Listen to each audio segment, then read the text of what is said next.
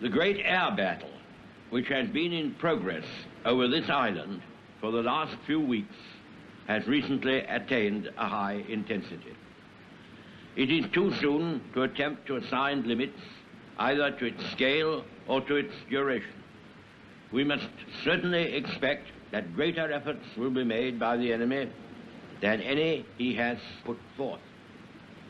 Hostile airfields are still being developed in France and the Low Countries,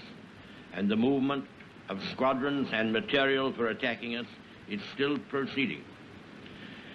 It is quite plain, sir, that Herr Hitler could not admit defeat in his air attack on Great Britain without sustaining most serious injury. If, after all his boastings and blood-curdling threats and lurid accounts trumpeted round the world of the damage he has inflicted, of the vast numbers of our air force he has shot down, so he says, with so little loss to himself, if after tales of the panic-stricken British, crushed in their holes, cursing the plutocratic parliament which has led them to such a plight, if after all this his whole air onslaught were forced, after a while, tamely to peter out, the Führer's reputation for veracity of statement might be seriously impugned. We may be sure, therefore, that he will continue, as long as he has the strength to do so,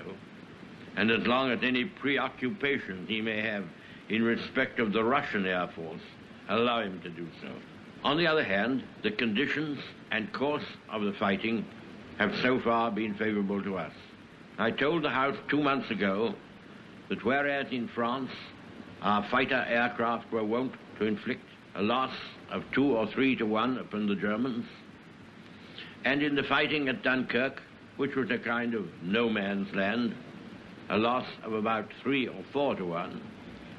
we expected that in an attack on this island we should achieve a larger ratio. This has certainly come true. It must also be remembered that all the enemy machines and pilots which are shot down over our island or over the seas which surround it are either destroyed or captured, whereas a considerable proportion of our machines and also of our pilots are saved and soon again, in many cases, come into action. The gratitude of every home in our island, in our empire, and indeed throughout the world, except in the abodes of the guilty, goes out to the British airmen who, undaunted by odds, unwearied in their constant challenge and mortal danger, are turning the tide of the world war by their prowess and by their devotion. Never in the field of human conflict